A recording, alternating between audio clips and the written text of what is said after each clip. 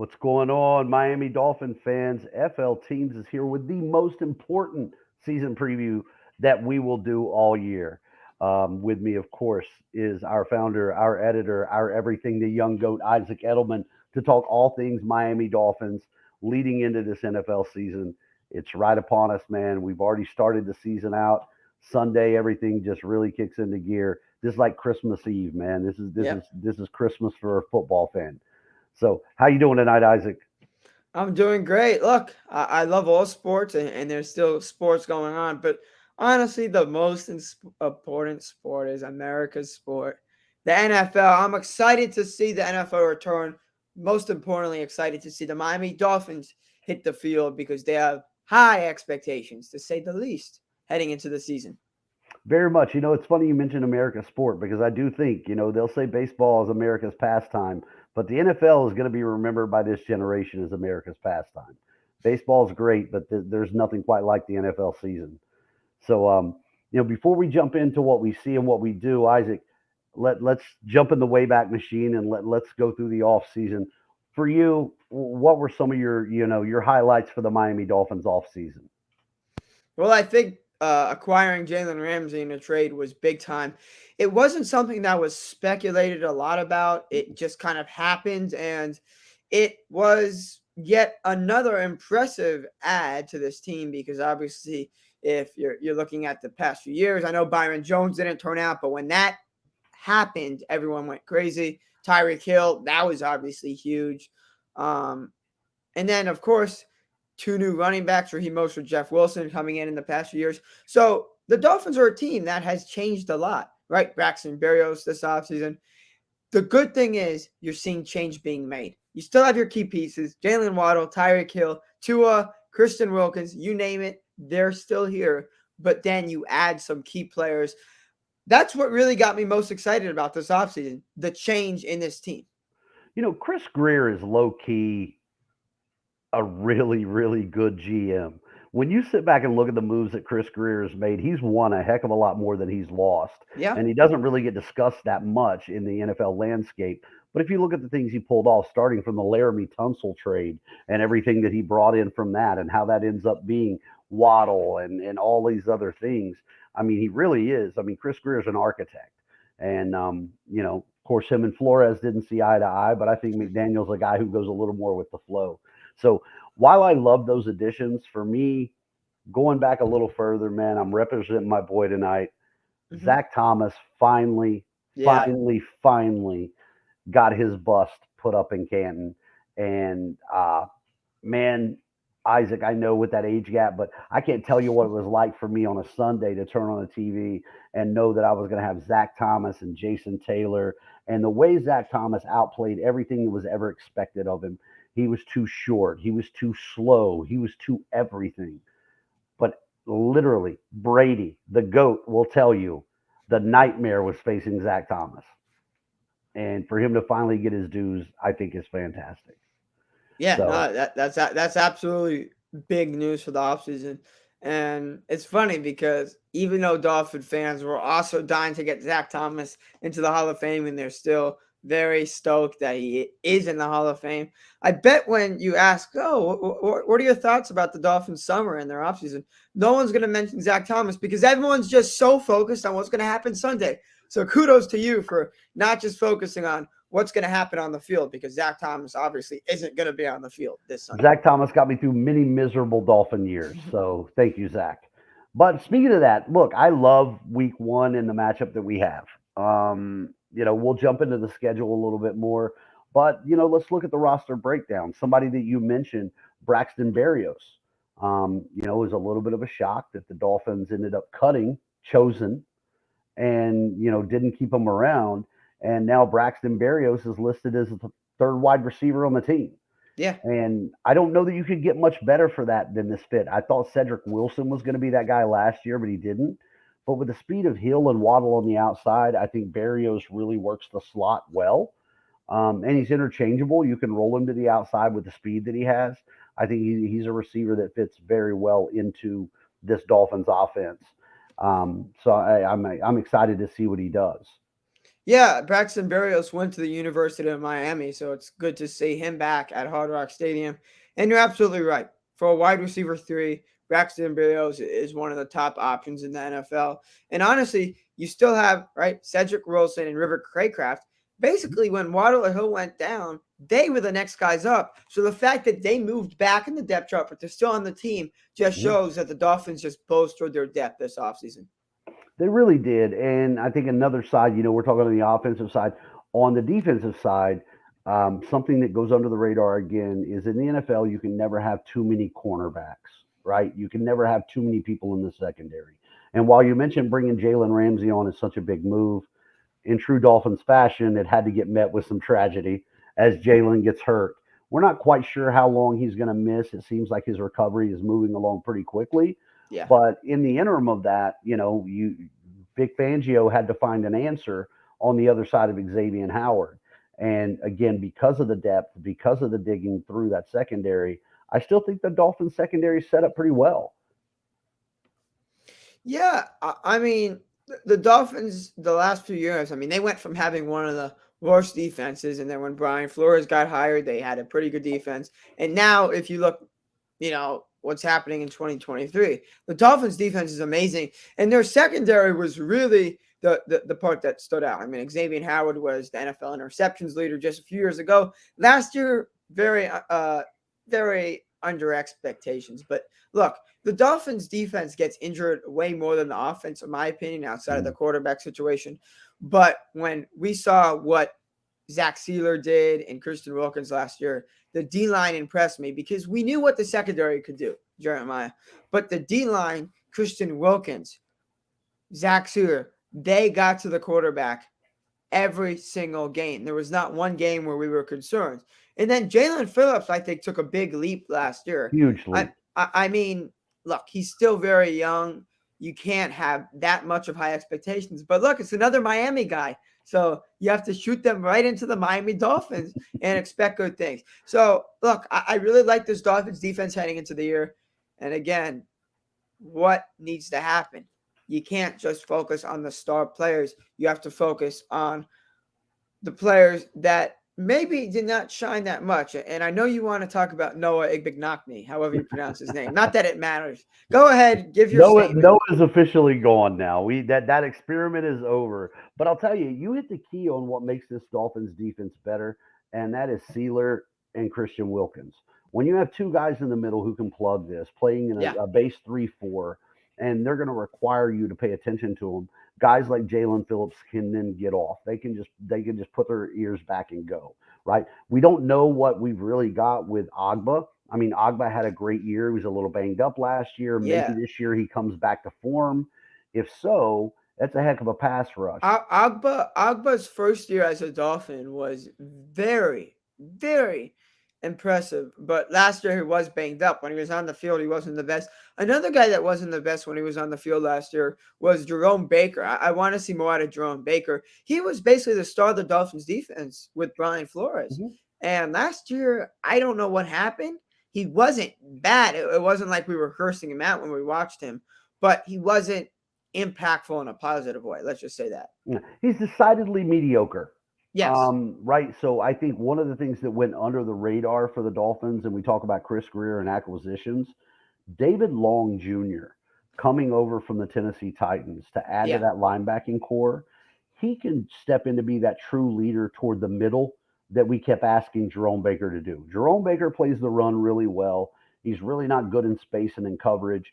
But now when you put that together, Jerome Baker, David Long Jr., and Bradley Chubb with another year, acclimating to this team. But I think more importantly, Bradley Chubb reuniting with Vic Fangio. Yeah.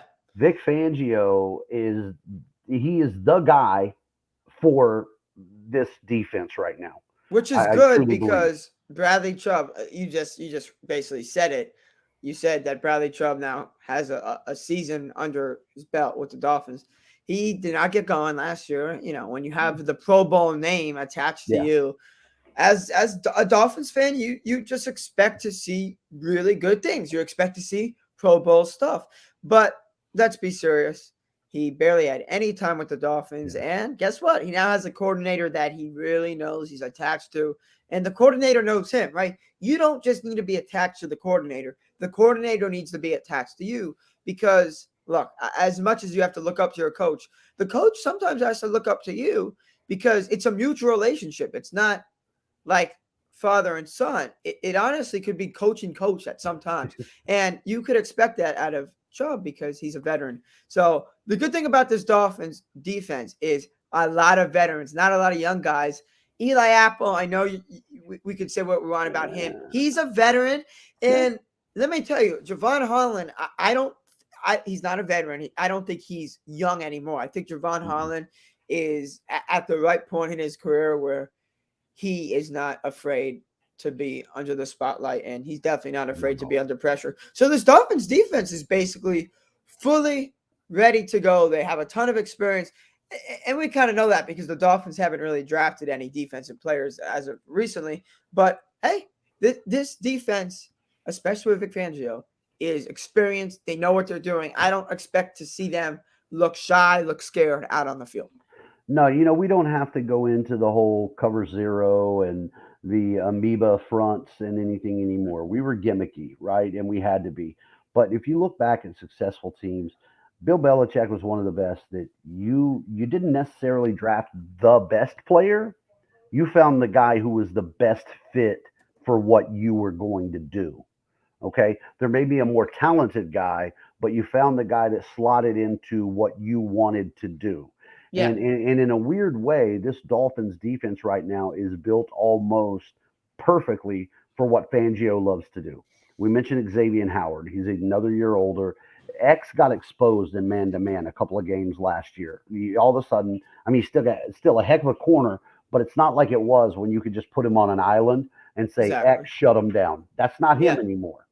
Fangio plays a lot of zone, and so there's going to be safety nets in that. He loves athletic safeties. You have Javon Holland that you mentioned, Brandon Jones back from injury. Yeah. Holland and Jones together were great, and all through camp, all we heard was Brandon Jones was fighting for his job. There were two or three guys behind him. It wasn't much of a fight. Brandon Jones is meant to be where he's supposed to be. Him and Javon Holland make a heck of a safety duo. And you know what? I'll go back to Chris Greer. I'll pat him on the back again because we mentioned Eli Apple, who is a veteran who has played in big games with big teams. He's not on the other side of X. Cater Kohu is. Undrafted Cater Kohu in his second year. We didn't know the name last year. Yeah. And this guy is just such a dog. He fights. He plays hard. He knows where to be. So he's slotting in now at the corner opposite Xavier Howard. So I think all these pieces are sort of in place, and you've got an architect who knows what to do with it. One thing I will applaud Mike McDaniel for, and you saw this as a Dolphins fan, Brian Flores wanted complete control. He wanted his hands in everything. He wanted to be the guy across everything. I love that Mike McDaniel surrounds himself with people and trusts them to do their job.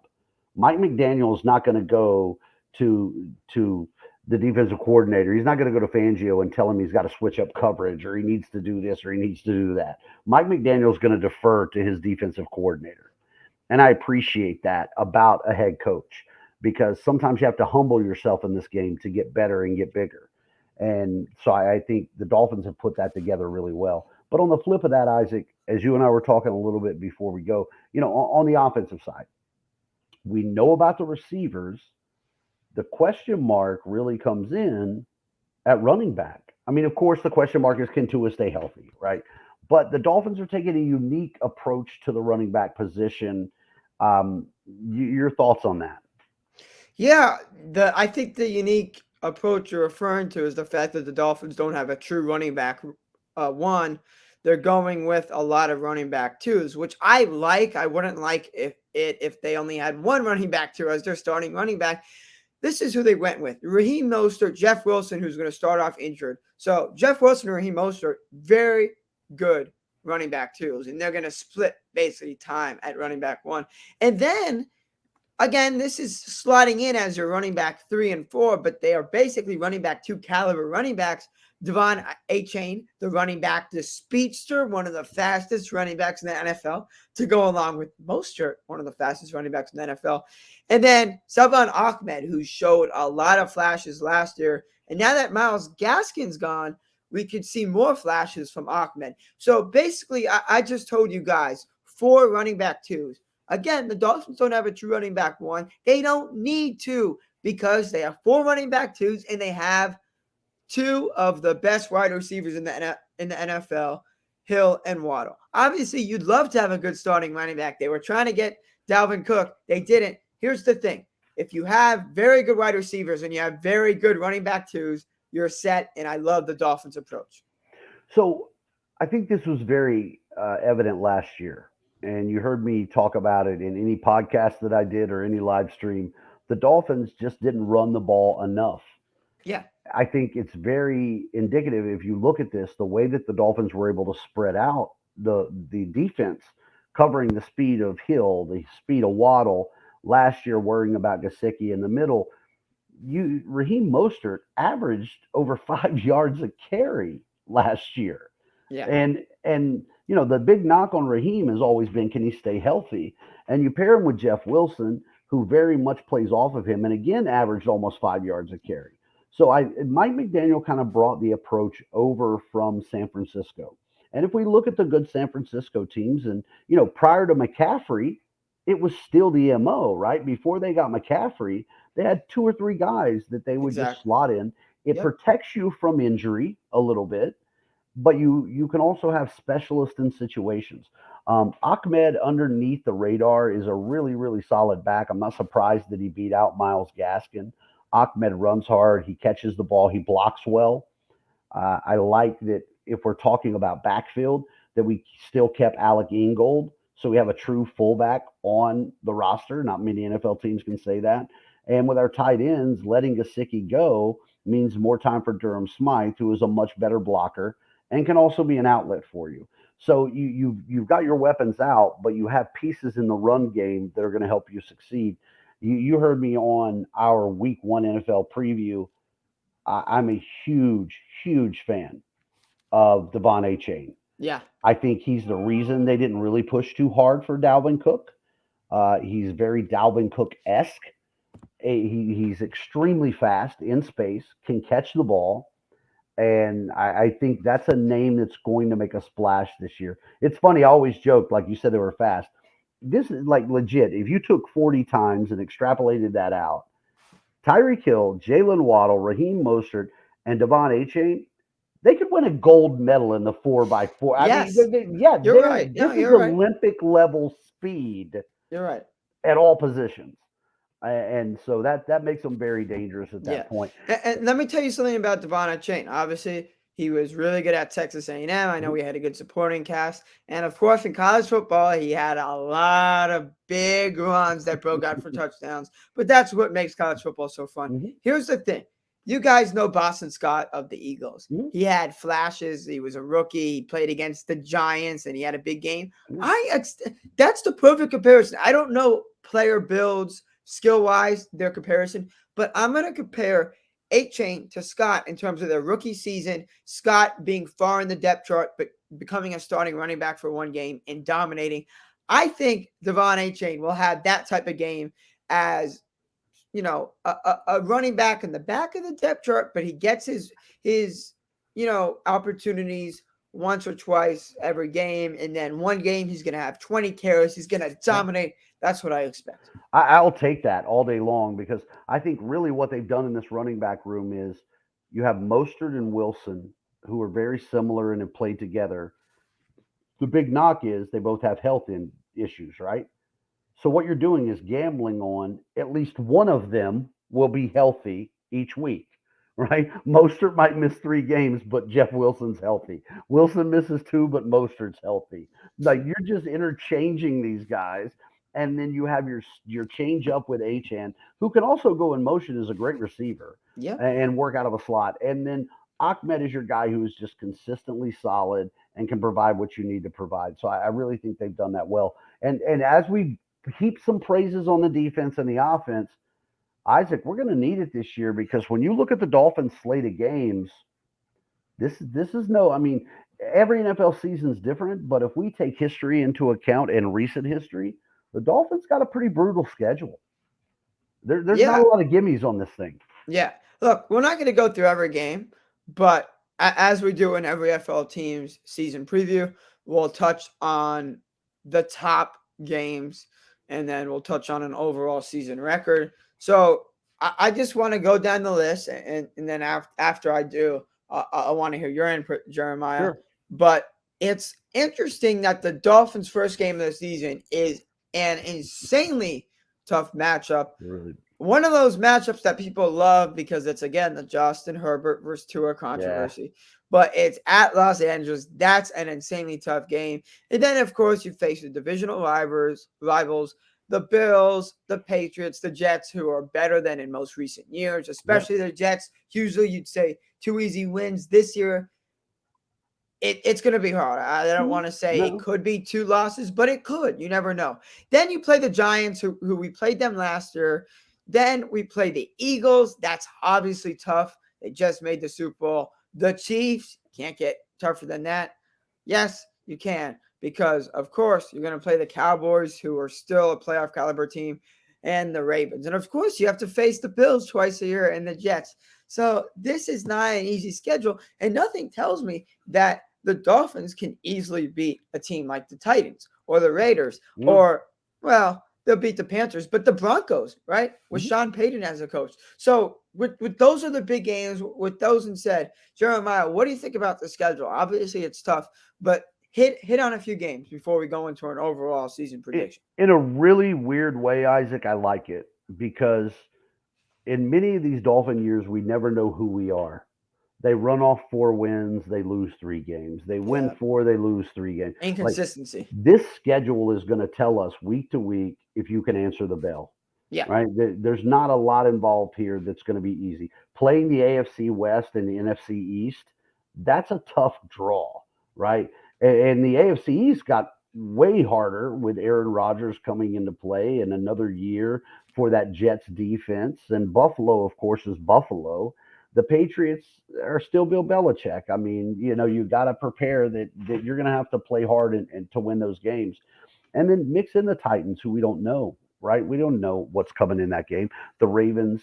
So the games I'm going to tell you are most important are the games that, as a Dolphin fan who doesn't live in Miami, that I'm going to get to go to this year. Yeah. So, hopefully the Washington Commanders. I have a connection at work that's going to bring me to the Washington Commanders game.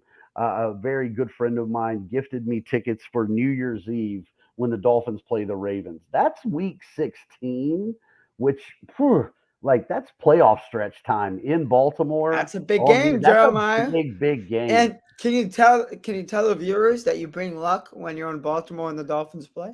Hey, last year, man, we rolled when I took the little man wearing his Jaylen Waddle jersey as the Dolphins stormed back in the fourth quarter. It was beautiful. Go review my TikToks in the link on JFrog817. Listening Here's to the a problem. silent crowd of purple camo was awesome. I'm not going to bring up my thoughts on Tua in this show. Otherwise, we'll go an hour. We'll keep that out. But the only thing I hated about the Ravens game is it happened kind of early in the season in the first half. So we had those expectations for Tua. If it happened towards the end of the season, it would have helped me a little bit better because since it happened so early, myself, along with a ton of other Dolphin fans, did not think good of Tua's other performances when he was healthy. Sure. Well, here's the thing. Again, what I appreciate is there's always this ambiguity with the Dolphins. Who are we? Right? So you beat the Bears, you beat the Packers. Who are we?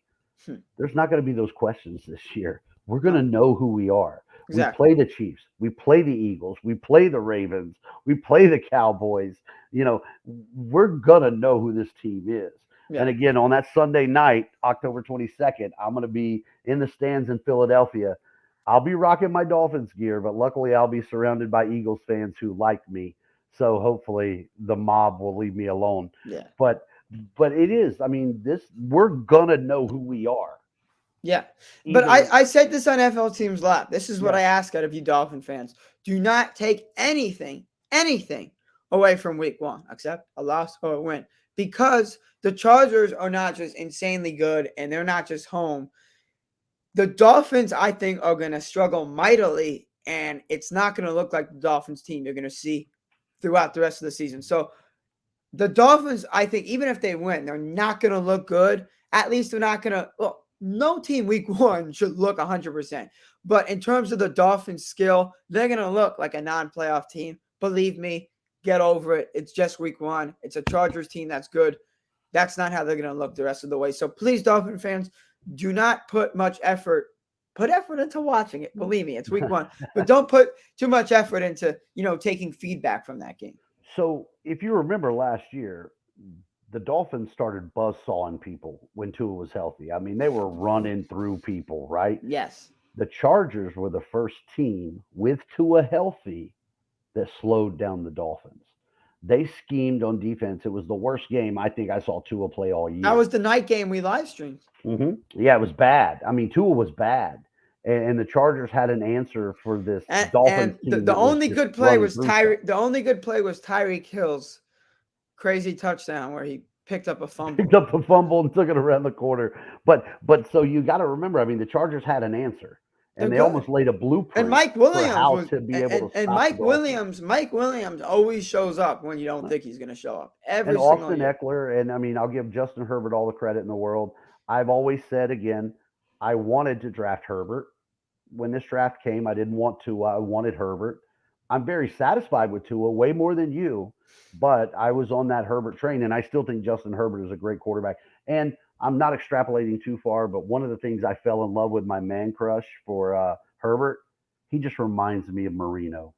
He's got a big arm. He stands in the pocket. He's not afraid to test the windows.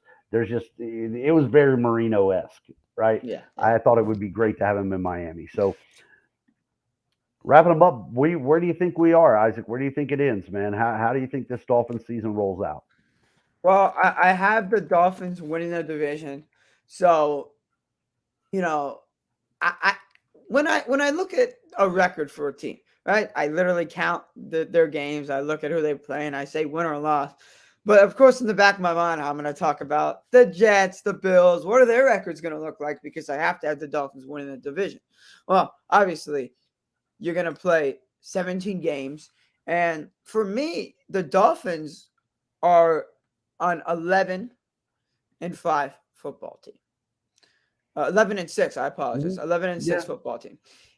For me, the 11 wins shows how good they are, but because of their tough schedule, I have them losing 6 games. I think that's enough to win the division because the Bills and Jets are not going to have insanely good records because, again, this division is so talented. Each of those teams is going to lose against each other, in my opinion. So, honestly, I'm satisfied with the Dolphins having an 11-6 season. It's obviously an upgrade over last year. But most importantly, the Dolphins need to make the playoffs, but win in round one.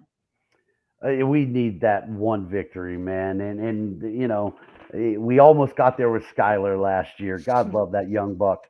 But side note on that, we didn't touch on it, but the Dolphins also made sure they have a backup in place that if Tua goes down, they can win a couple games. Mike White is very talented in short spurts.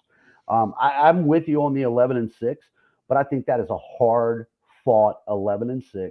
I'm with you. The AFC East may be the best division in football between the Jets, the Bills, and the Dolphins. Those 3 teams are going to beat each other up. We have to see how good the Patriots are. We do, but you can never underestimate what happens. They always pull off 1 or 2 that they shouldn't, right? Because just coaching and where it is, and you can't take that away from them. And now they have Gesicki. Right. So you got these 3 guys, these 3 big teams beating the crap out of each other, plus having to play New England. Exactly. And then just like we have to play the NFC East, so does Buffalo. So so do the Jets. Exactly. That's why I said play the NFC West. So does Buffalo. Whoever wins a division is going to have an 11-6 record because you're not sweeping the teams you play. You're going to lose against basically every AFC East team. So 11-6 is going to be the best 11-6 team in football. Like whenever whoever gets out of the AFC East gets in, They're going to be ready to play football. This isn't like the NFC South, right? I mean, you win the NFC South, Hmm. you get a small I mean, it's an awful division. It's not the case. And the schedules are weak. These guys are really going to play juggernauts every week, all the way across the division. I'll go with you on the 11-6, but I truly do think that Miami can make a run. When we talk about our offseason, Isaac, I think I told you as we roll through stuff, I've tried to stay away. I try to keep my expectations very low, and I want to go in and just be flat because every time I get way up, it ends up bringing me way down.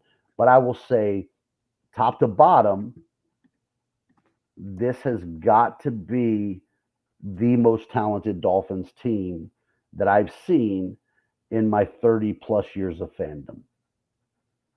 Top to bottom, roster, skill, talent across the board. This is the most talented Dolphins team that I've seen. And I I like hope to they hear do that. something special. Yeah, no, me too. And obviously, because of the age gap, that tells me something. Because you've seen a lot of Dolphin teams, and honestly, you've Yeah. probably seen the better half of the Mhm. Dolphin teams. Because since I've been born, the Dolphins haven't been the best. I mean, when I started watching football, all I can remember is Jay Cutler throwing screen passes every 2 plays. Oh, Jay. Thank you. That was Gase. Oh my God. But look, I saw the end of the Marino era, right? I saw with that Zach Thomas and the Jason Taylors, but we never had a running back to back it up. We didn't have a Mhm. receiver who was going to be that guy. We had an Irving Fryer. We loved Chris Chambers, but we never had truly elite talent. And again, I've seen all the Dolphins quarterbacks since Marino. Say Yeah. what you will. I know you hate Tua. We haven't had one more talented than Tua all the way around. Yeah, And this is it's not to sad. say that. It's sad in my eyes that since I've been watching the Dolphins, the best running back was Jay Ajayi, and the best quarterback was Tua. Honestly, because Oh, the wide receivers we can at least say were good, and the defense and everything mhm. else, even the offensive line, the Dolphins had good stretches, but quarterback and running back since I've been born. Think about that. Not since I've been born, since I've been Right, watching football. right. I didn't even think about this, Isaac, but like you missed the Wildcat year. As a Dolphin fan, that might have been the most fun that we've ever had. Week one in New England, and all of a sudden, this weird offensive scheme comes out that nobody had talked about, nobody had heard about, and Ricky Williams and Ronnie Brown just run crazy over New England. And it happened all year. Nobody could figure it out. Nobody could figure out how to stop these two guys. And Chad Pennington, was just the orchestrator underneath. That was the most fun year that I've had as a Dolphins fan. Um, but I have high hopes that this one could be right up there, man. Awesome. No, we're really excited to provide you guys with a great season of coverage. And I think we provided you guys a pretty good Dolphin season preview. We didn't need to talk about Tyreek Hill and Jaylen Waddle the whole show. We know what they got going on. We wanted to tell you guys what you guys maybe don't know and more of our deep thoughts. We don't have deep thoughts about Hill and Waddle. They're amazing. They're going to have over 1,000 yards. Yeah, they're Don't worry. fantastic. Like, So that's basically it. Any final thoughts? look, it's just going to be a fun year, and I look forward to all the FL teams coverage. Everybody, again, FL teams live. We try to slot that in. It may vary on some days this week, but we'll make sure through socials we'll let you know when that is. And just all the coverage, and it should be a fun year. I will say this, Isaac. I'll back you on your Twitter thoughts. It's very hard for Dolphins Twitter not to go insane. Just temper your expectations. This is going to be a marathon. We're going to take some L's and we're going to win some games. But I think the end result is going to be good. Just stay the course. Nothing's too much or too little, right? I mean, just understand this is a growth project and it's in place, and Exactly. enjoy the ride. Good or Yeah. bad, enjoy the ride. Yeah. So with that said, everyone make sure to follow flteams.com at FL Teams on social media. We are your go-to one-stop shop for all Florida sports coverage, the nation's only website that covers every single sports team in the state of Florida.